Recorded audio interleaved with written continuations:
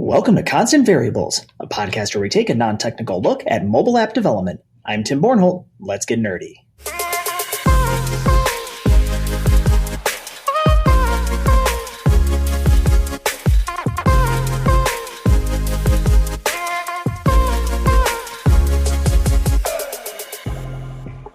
Today we are interviewing Courtney Hill and Adam Choe, who are the co-founders of Yonder. Yonder is an awesome app that helps kids become more comfortable with going to the dentist. Their app is really taking off, and we are thrilled that they both were able to take the time to chat with me here on the podcast. In this episode, we talk about the history of Yonder, how important it is to find the right fit for a development team, the brutally honest feedback that comes with having a target audience of 3 to 5-year-olds, the joys of bootstrapping a business, and some tips for working together as a team. So, without further ado, here is my interview with Adam Choe and Courtney Hill. Courtney and Adam, welcome to the show. Thank you. Thanks for having us. Thanks, Tim. Yeah. So, tell us about Yonder. What is the app and what does it do? Well, Yonder is an educational platform that we have for young children with the goal of using something to prepare before they go in to see the dentist for the first time. And generally at this age, it's not always just the first time, it's the first few times where they're really getting acclimated to the dentist. And so we offer them something to prepare at home with their parents, which is also really nice for mom and dad. And we've seen that it's been pretty good results too for the dentist and their staff. How did you come up with the idea? Adam and I were innovation fellows at the U of M, and there was a need brought to us by a pediatrics group for helping children to get through difficult medical procedures. And we really started to think about that and explore more what we could do. And we found out that actually a lot of the issue really has to do with kids being anxious, mostly due to being in a new place with something all new around them, being held down. Usually things are painful. And so we were thinking of how can we head this off to begin with. And one of the really common things, as most of us know as adults, is that many people do not like to go to the dentist. And there are a lot of really good reasons for it. But we really thought that this was a nice way where we can make a difference in kids' lives. Everyone should be going to the dentist, and you should be going when you're quite young. In fact, as soon as you have your first tooth, you should go see the dentist. And it was just a nice way for us to make a difference for kids because it's also not something painful. So generally speaking, your first visit shouldn't be painful, and we can prepare kids for it. And by doing so, make it seem like that's just what's happening that day. It's just the usual thing. Being in the dentist office wouldn't be new to them if they've already been exposed to it virtually over the app. And we just thought that that would be an excellent way to make a difference for little ones on the broad scheme, for really under 5 and help them out in that way. I'll just add 2 things there. Courtney's modest. She's a pediatric ENT surgeon, so she has to see kids that are, nervous, afraid, or whatnot in her day-to-day life. And, she didn't throw me under the bus, so I'll do it myself. I, growing up, was one of those kids that kind of had that fear of going to the dentist. So for us, I think we just both had realistic and real-life pain points that we wanted to try to address. Yeah, that was going to be my next question. Was it seemed like targeting like a dentist where you're only going there, twice a year realistically. I mean, maybe people go more often, but that's what I tend to do. Is that kind of the specific reason you chose the dentist over, say, like your normal, because most kids go to a pediatrician, right? So they might already be more used to going to a pediatrician. Is that kind of why you targeted the dental space over a different kind of space? Well, I think that we wanted to target something that is very reliable as to what happens. And at the dentist, it's very reliable as far as your cleaning, your check. If you're not needing additional things performed on your teeth, then generally speaking, it's the same thing every time. And in medicine, a lot of times if you're going to the pediatrician, it might be something different each time. You get shots. So there are things that kids are really scared of there. But generally, most people as adults are not very calm when going to the dentist. And we have a feeling that that is a result of some scary moment in their childhood. Because once that happens, it can be deeply seated, and it's not anything on the dentist. It's often just, it's a totally new place, and things are happening, and they're happening very close to you and in your mouth, which is even more threatening, as it should be. We need to protect that part of our body, just typically. And so, and I deal with that every day, looking in kids' mouths and noses and ears. They just really don't love it. And I get it. But we wanted to see if we could move the needle for really the population as far as having this fear of going to the dentist. When kids go to the dentist regularly, their teeth are healthier. And when teeth are healthier, your whole body is healthier. So it was a nice way for us to both take advantage of the fact that what happens to the dentist is very reliable, and also that it can make a really big difference. That's really cool. And it does seem like it does, the app is making a big difference. So very, very great on that. Adam, question for you. So, prior to Yonder, you have had some experience working with startups. Sure. Would you mind kind of sharing your experience in dealing with kind of the startup scene? Yeah, so at the end of 2019, I officially resigned as the managing director of the Generator Minnesota office. Generator is what you would consider um, a venture capital company, but we do work in the space of accelerators. And so we raise money from outside investors, from the community at large, and then we take that money and then invest it into companies. We also run a couple other programs of that nature, but the long and short of it is we find startups that are early in their life cycle and try to either give them coaching, guidance, and funding in some combination of the three. And so the best way to put it together is it's a less exciting version of Shark Tank and Silicon Valley, the show on HBO. A little bit of all that wrapped into a less exciting package. We're not on TV, so we can't always have all the drama, but that's what we're trying to do. We're finding cool companies, cool founders, and helping them get from point A to B, and just playing a small part in their journey. Well, yeah, and it's I think, as somebody that watches Silicon Valley myself, it's like I've been around startups enough where sometimes I get heart palpitations watching it, because it's like it triggers a moment from like my past. So it's like sometimes I have to pause the show, and the only other show I've had to do that is Curb Your Enthusiasm, with just how awkward that show is too. So it's good that Generator doesn't increase the amount of drama that is already inherent in building a startup. Yeah, no. So we're essentially a very small blip on their timeline of existence. And if we do it right, we're at the very early stages, and it's a very long timeline that they get to have a lot of successes out of. So, obviously we learn a lot there, and a big part of it is working with a lot of software companies. So, they were very mutually beneficial to each other to be building a company at the same time as supporting companies. And I think they both were strengths that played upon each other. And obviously, in both roles, I've made my fair share of mistakes, but it's helped us get to a point where we are today with Yonder. Well, talk about that a little bit more. How has having all that experience with coaching and building up teams? I'm sure you took away at least something that you've been able to apply specifically to Yonder. Is there anything that you can share that you can say has been a direct benefit to helping you get this company off the ground? Yeah, Courtney would probably be shaking her head as I'm saying this, but I'm a pretty impatient guy. I think most founders are. Whatever they're building, they want it to be going faster. And so the biggest takeaway that I've gotten so far is that it never goes as fast as you like it to go.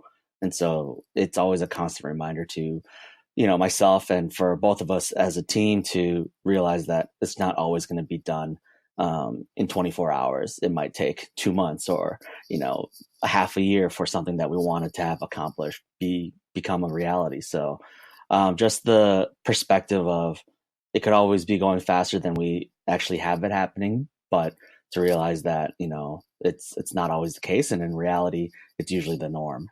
I can totally understand that. I've seen that happen time and time again. Even with our business, when we first started, we were like, why does business go so slow? And then the longer you're in it, you kind of understand there's a lot of things that go into it. So that totally makes a lot of sense. Yeah.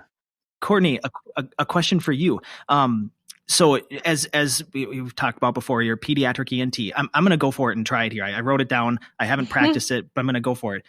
Otolaryngologist. That's Was close. that close? Yeah. So some people will go by auto or otolaryngologist. Oh man. Okay. Well, I didn't Google it beforehand, so I was trying to crack into my like high school science prefixes and make sure I went for it. Anyway, so clearly, having the ENT background, having gone you were also summa cum laude in your undergrad, like clearly you've had success and clearly you're smart.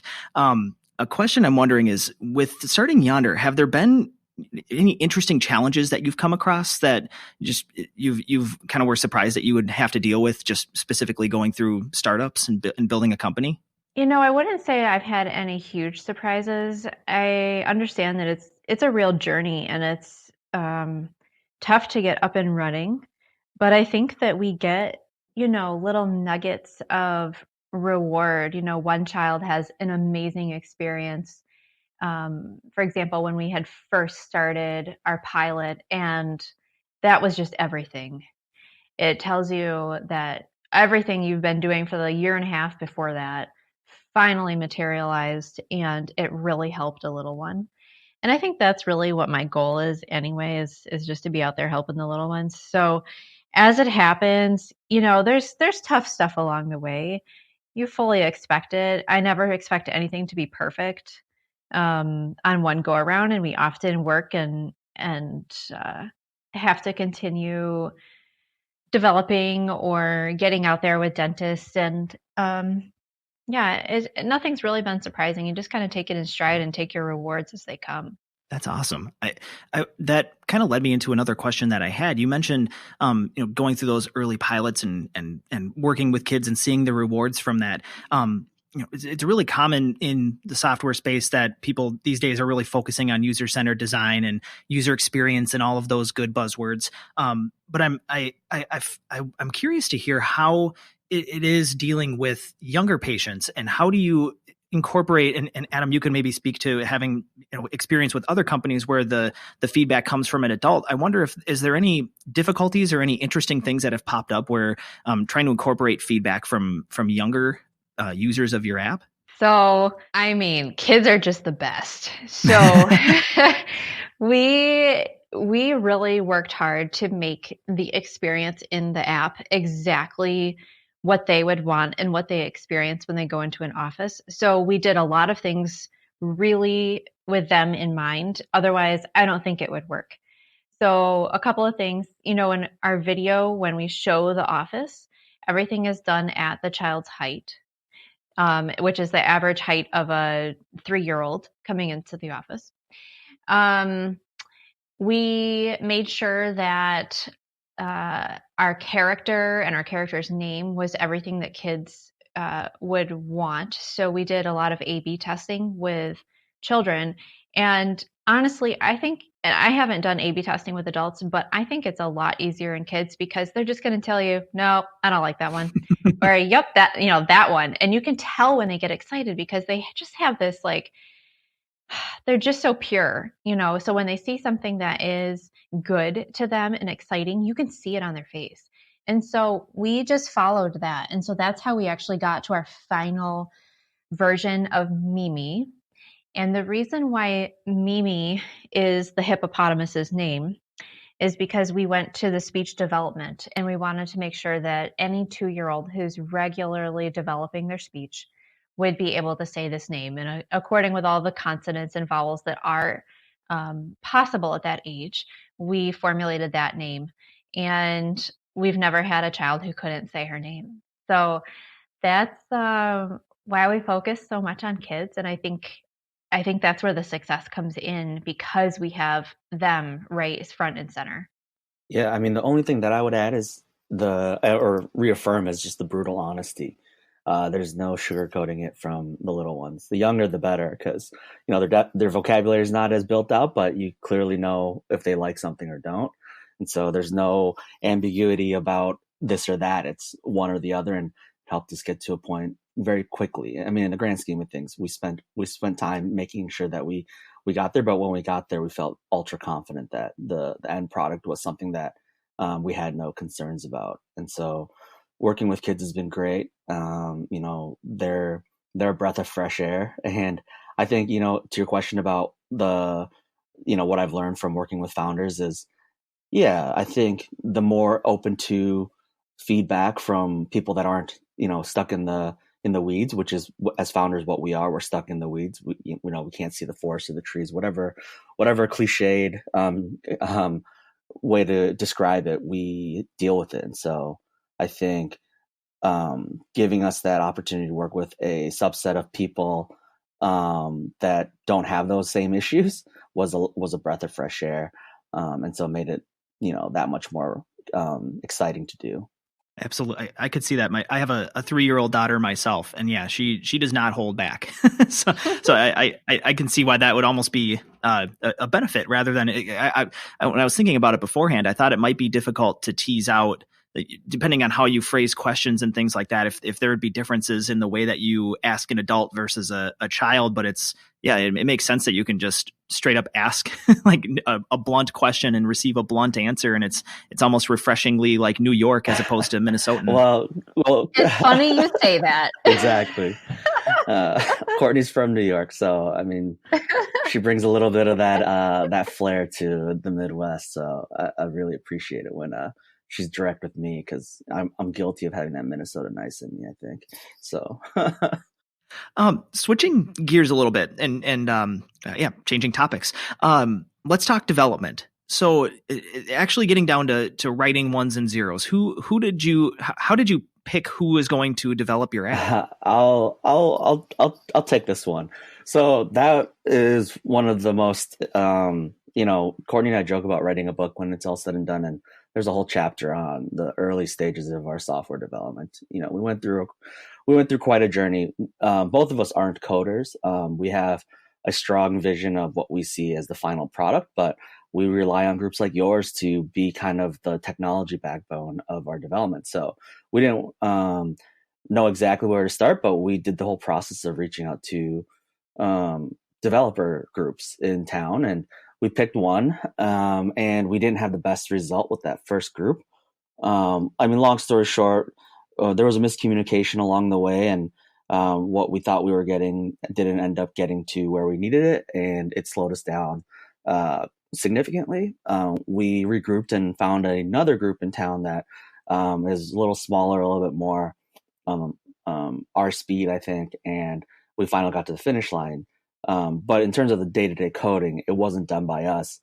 We were tasked with making sure that when we spoke to our developer, we had the proper requirements in the proper way to lay it out, so they knew exactly what we wanted and we knew exactly what they could deliver. I think that was our biggest learning from the first group that we worked with, was expectations, being able to communicate properly, and not having conversations get lost in the emails or whatever, face-to-face conversations where we thought one thing and they thought another. And so, parse out the blame however you want, but that first group was a little bit of a challenge for us. But part of that, I think we have to look in the mirror and say, as founders, we need to do a better job of knowing exactly what that pocket knife is instead of the Swiss Army knife on that first go around. Yeah, I think Adam described our software development pretty well. I think one of the interesting things that we brought to the table, not being coders, was that, as Adam said, we had this vision for what we wanted for the end product.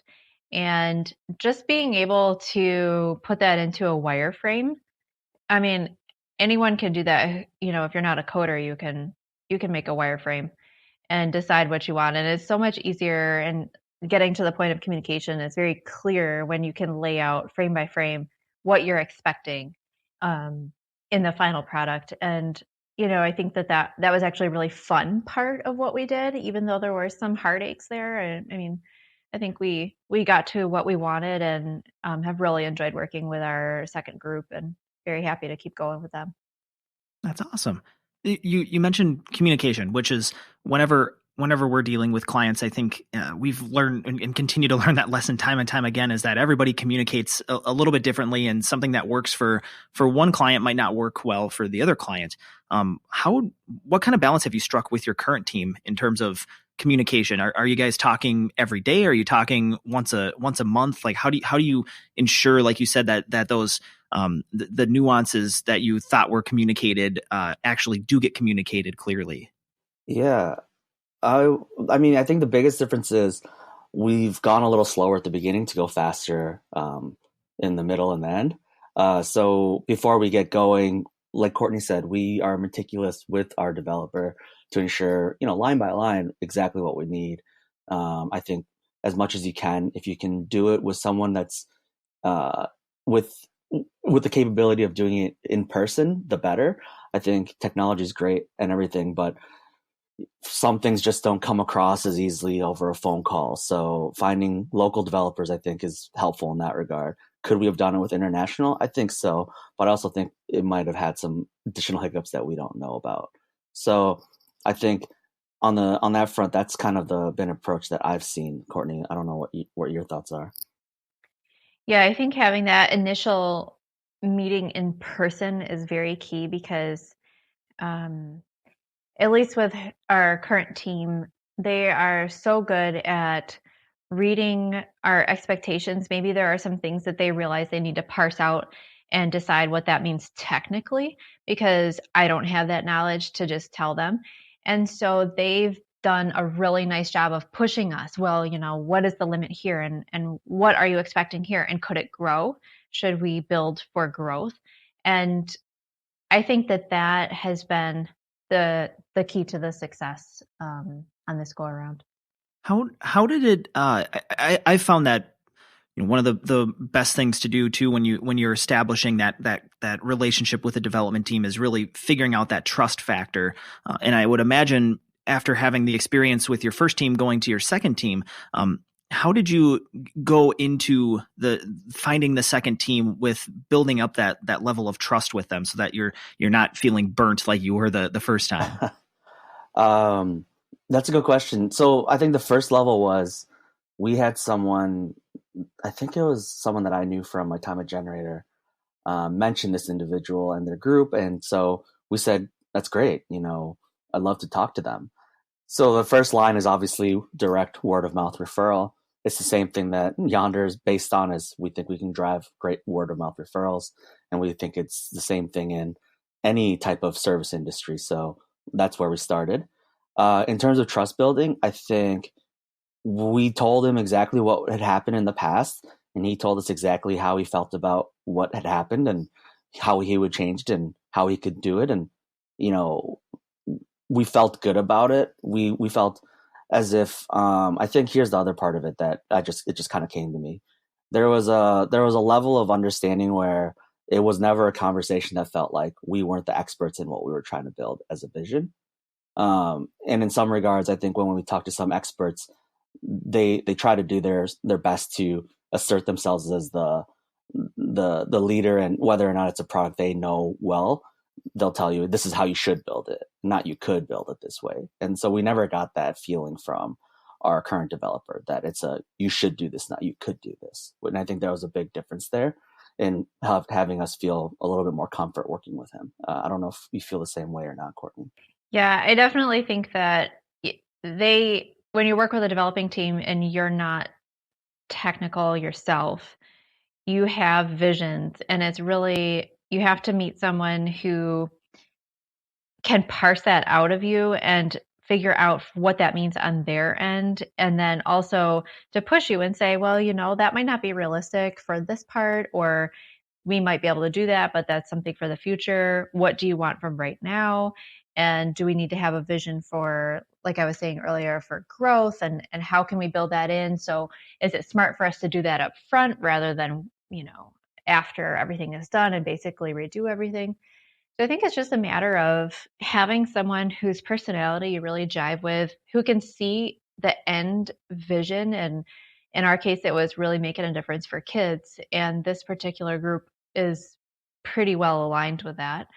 And so I think that they are excited to work on it with us as much as we are excited to work with them.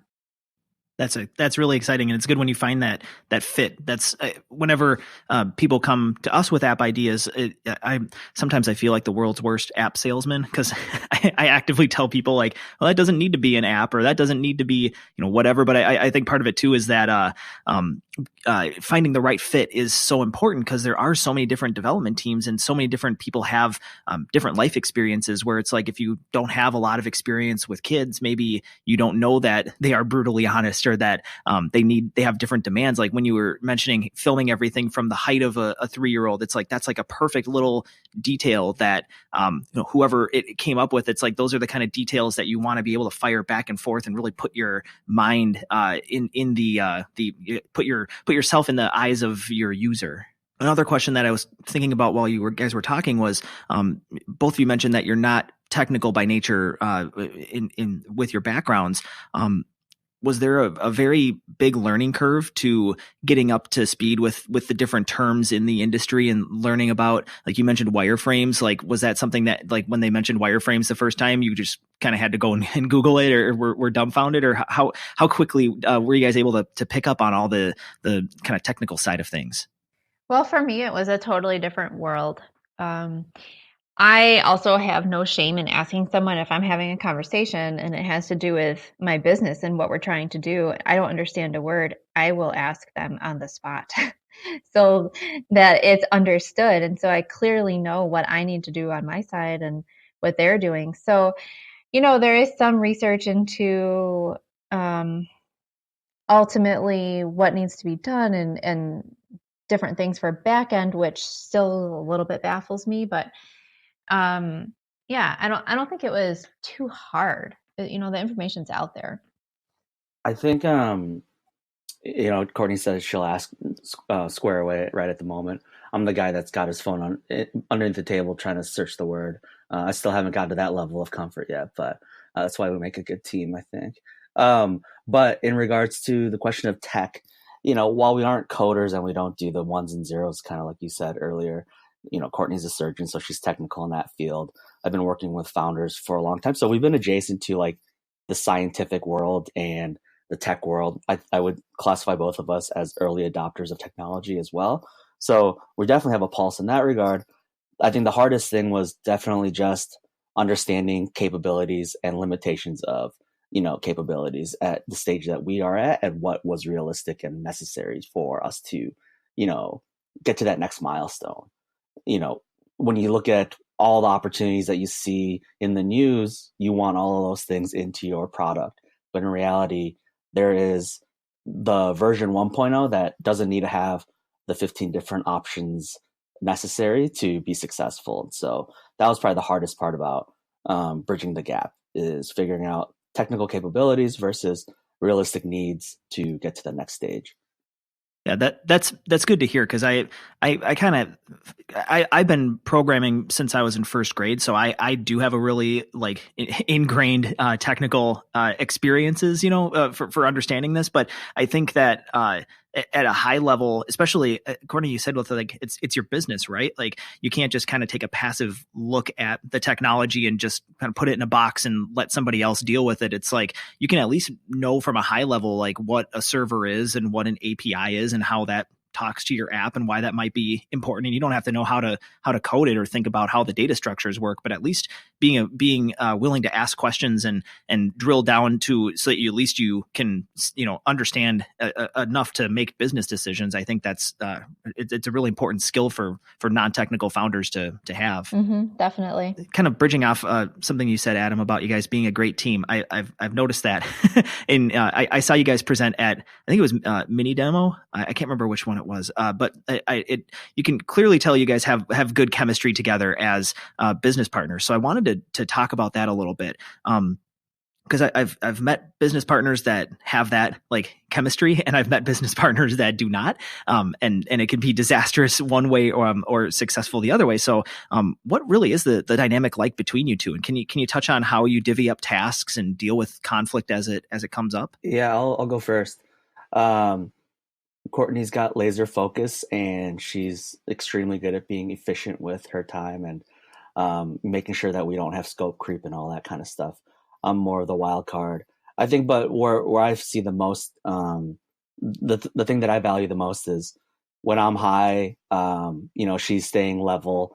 When she's, we balance each other well. So if I'm having a bad day, she's having a good day. If she's having a bad day, I do my best to have a good day. So it's not even about the skill set more than just the emotional side of it all. Because I think as founders, that's probably the hardest part, is just keeping your mental wits about you.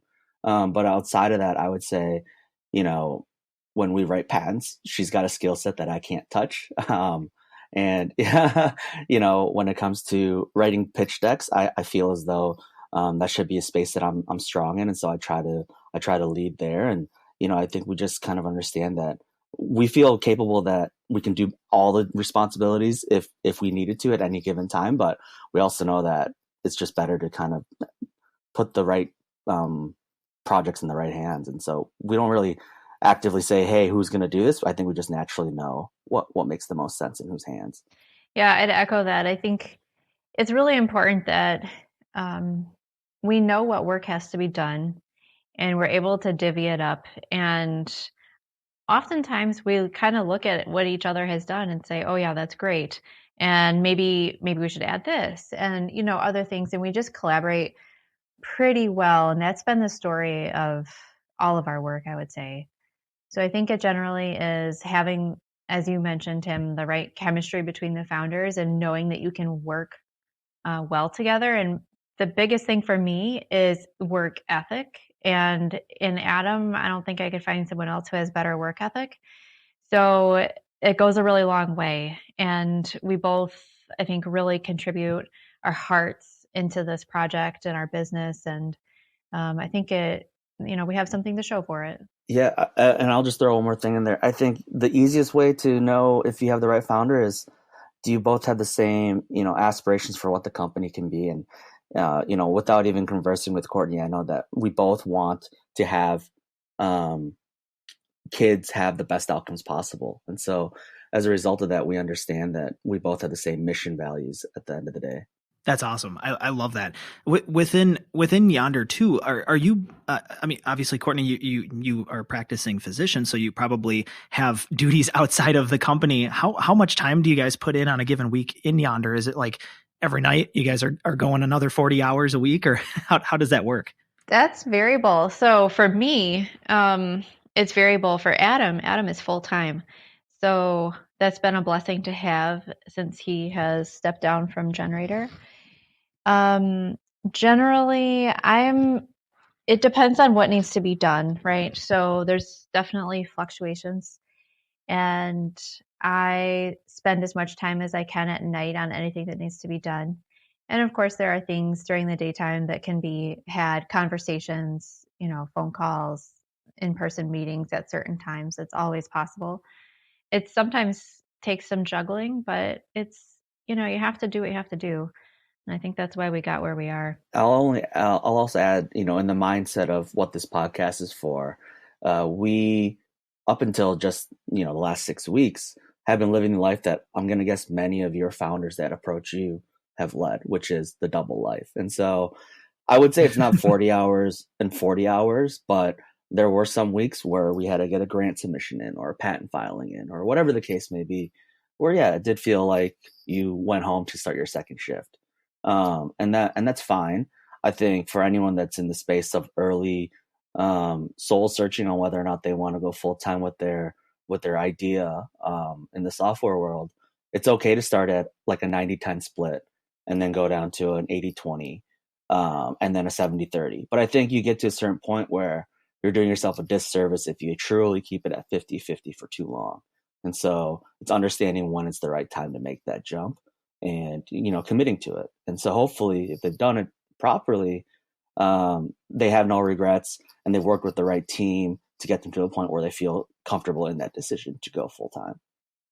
That's great advice. I think that a lot of people listening to this will appreciate that, because it It sometimes, like, especially if you're doing something you love, like if you are like a software developer by trade and then you come home and do software development at night, it's like it might be a lot of fun to start, but then you burn out pretty quickly if you're just going hard for, like months on end. But kind of the dipping your toe in the water, like you said, doing 90-10 and kind of easing into it, there is a point where it does kind of just make sense to flip from being working and paying the bills, but then now being able to work and pay the bills with something that you built. Agreed. I think if I put my investor hat back on, I've never discounted somebody that said, I need to pay the bills to keep the lights on.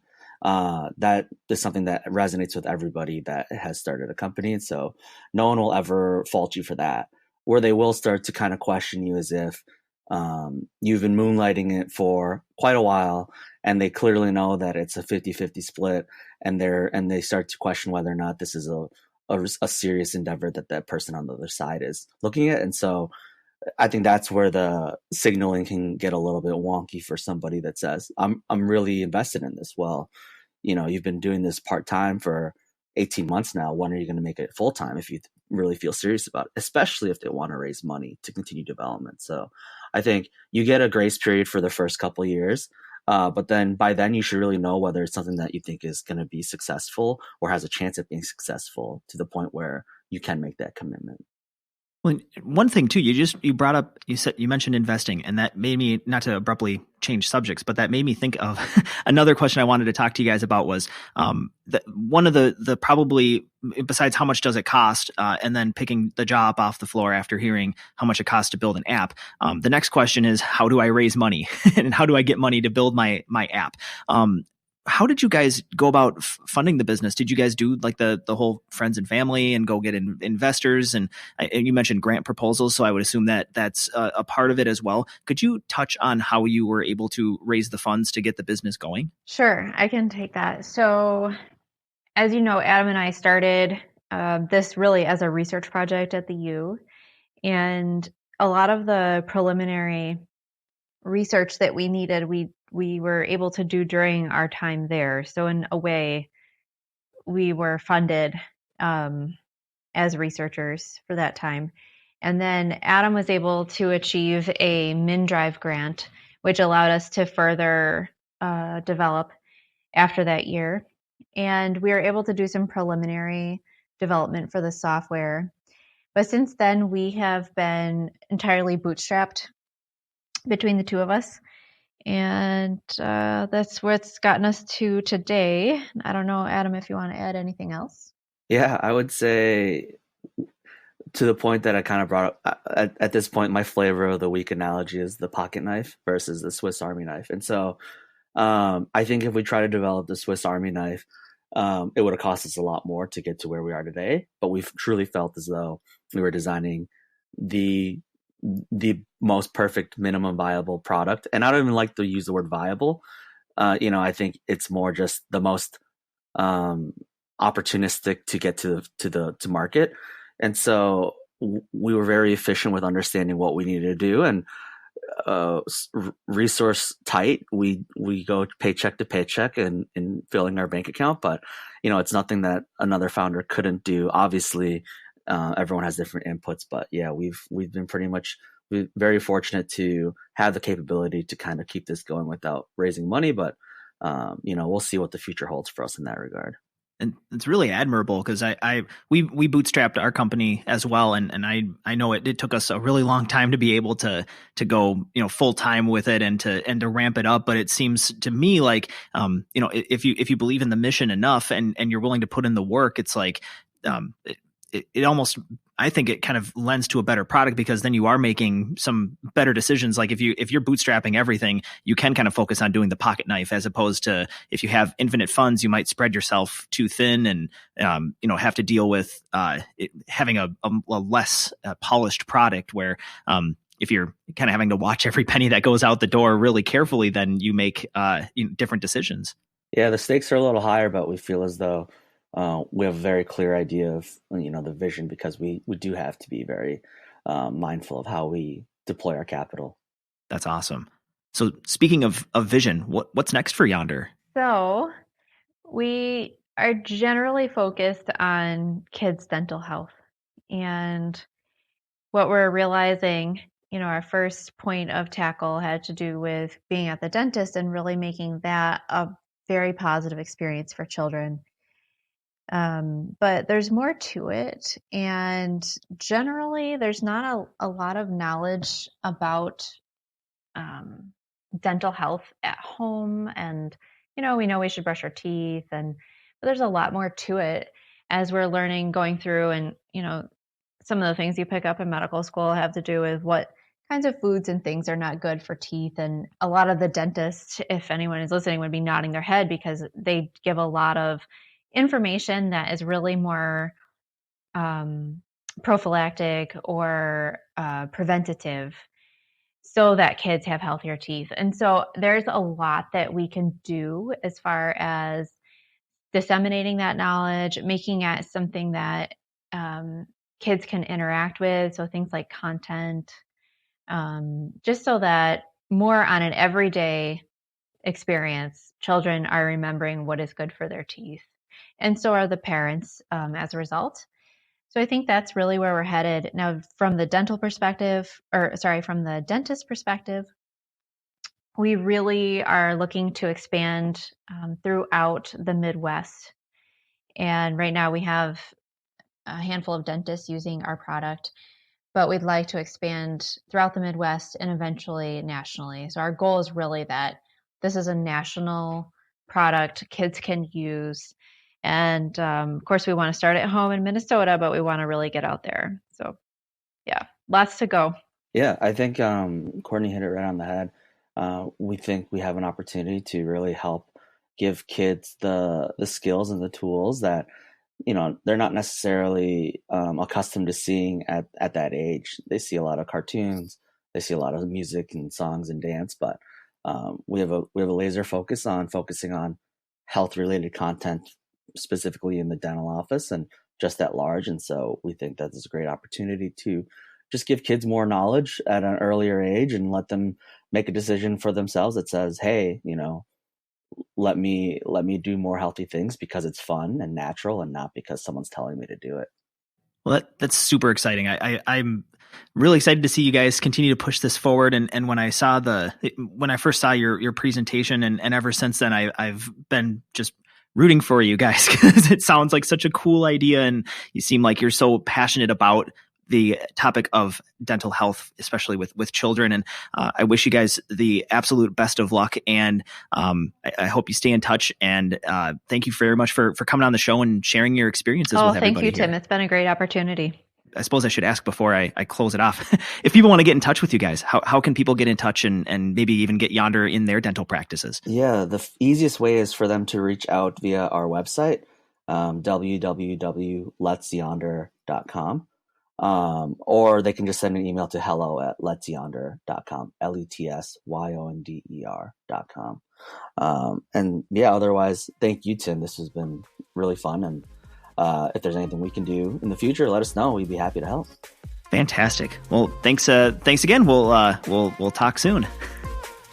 Thanks to Courtney Hill and Adam Choe for joining me here today on the podcast. You can learn more about Yonder by visiting letsyonder.com.